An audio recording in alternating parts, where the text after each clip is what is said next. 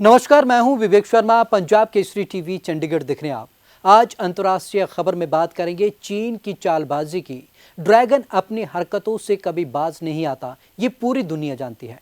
भारत की फौज के पास जो एक्सपीरियंस है वो बेहतरीन से बेहतरीन है। हम इसलिए ये कह रहे हैं क्योंकि 1984 से सियाचिन में भारत की फौज की तैनाती है और भारत की फौज को बर्फ में रहने का अच्छा खासा अनुभव है। लेकिन पूर्वी लद्दाख में चीन ने भारत के साथ जो पंगा लिया है वो अब उसे भुगतना पड़ रहा है। पीएलए के सैनिक अब पीछे हटने को मजबूर हो गए हैं। यहाँ तक कि चीन अब चाहता है कि भारत टेबल पर आकर बातचीत करे, लेकिन भारत की फौज के पास जो एडवांटेज वहाँ पर है वो लगातार दिख रही है अब, क्योंकि फौज वहाँ पर लगातार टिकी हुई है। लेकिन चीन के सैनिकों के पैर उखड़ना शुरू हो गए। चलिए आपको एक खास रिपोर्ट दिखाते हैं।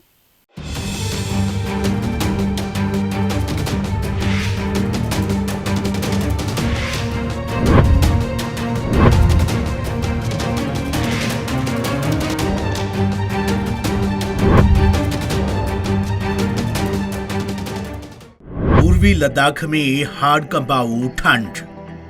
भारत और चीन हजारों सैनिक आमने सामने।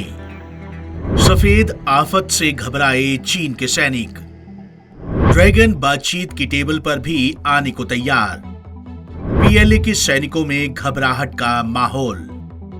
पूर्वी लद्दाख में एलएसी पर जारी गतिरोध के बीच भारत और चीन दोनों के ही हजारों सैनिक हाड़ कंपाऊ ठंड के बावजूद तैनात हैं। हालांकि ऐसा लगता है कि कड़ाके की ठंड और बर्फबारी में चीनी सैनिकों के हौसले पस्त होने लगे हैं। फॉरवर्ड पोजीशनों पर उसके सैनिक हर रोज बदले जा रहे हैं, जबकि भारत की तरफ से उन्हीं लोकेशंस पर सैनिक काफी लंबे वक्त तक टिके हुए हैं। उसकी एक बड़ी वजह यह भी है कि भारतीय सैनिक पहले भी इन पोजीशन पर तैनात रहे हैं और वो इस मौसम से अच्छी तरह से वाकिफ हैं, जबकि चीनी सैनिक इस तरह के मौसम में रहने के आदी नहीं हैं। लिहाजा उन्हें ऐसी पोस्टों पर वक्त बिताने में काफी कठिनाई का सामना करना पड़ रहा है। भारतीय सैनिक सियाचिन में 1984 से हैं तैनात।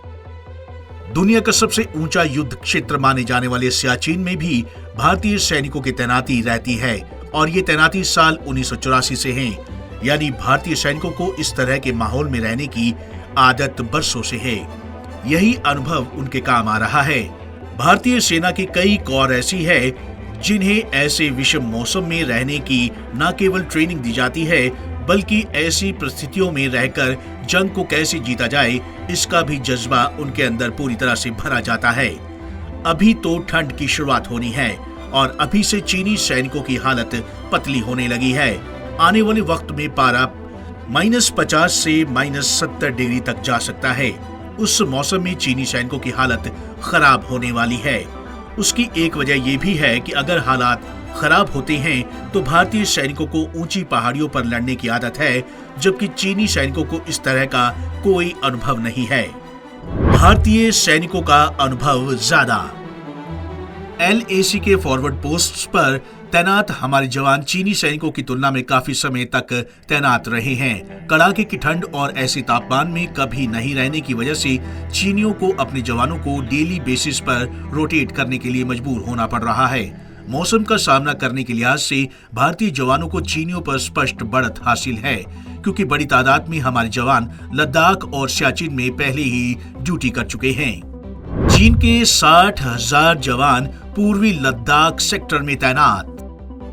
सियाचिन तो दुनिया का सबसे ऊंचाई वाला क्षेत्र है जहां सैनिक तैनात होते हैं। चालबाज चीन ने इस साल अप्रैल मई में एलएसी पर आक्रामकता दिखाते हुए करीब 60,000 जवानों को पूर्वी लद्दाख सेक्टर में तैनात कर दिया। टैंक और भारी हथियारों से लैस इन सैनिकों ने भारतीय क्षेत्र में अतिक्रमण कर लिया और वहां पोजीशंस ले ली। चीनी हथियार भी हो सकते हैं ट्वाई ट्वाई फिस। जवाब में भारत ने तकरीबन उतने ही सैनिकों को तैनात कर दिया ताकि चीनियों को आगे किसी भी तरह की हिमाकत से रोका जा सके। गिरते तापमान का असर न केवल चीनी सैनिकों पर पड़ेगा, बल्कि उन हथियारों पर भी पड़ेगा जिन्हें वहां पर तैनात किया गया है। बदलते मौसम के साथ इन हथियारों की क्षमता भी बदलती है, यानी कि वक्त पड़ने पर चीनी सेना ने एलएसी पर जो हथियार तैनात किए हैं वो टाई टाई फिस हो सकते हैं। दोनों ही देशों की ओर से इस तनाव को कम करने के लिए लगातार बातचीत चलती रही है। 7 बार लगातार कमांडर लेवल की बातचीत हो चुकी है, लेकिन अभी तक कोई ठोस रणनीति इस पर नहीं बन पाई है। तो आज की इस खास रिपोर्ट में बस इतना ही। विवेक शर्मा को दीजिए इजाजत। नमस्कार।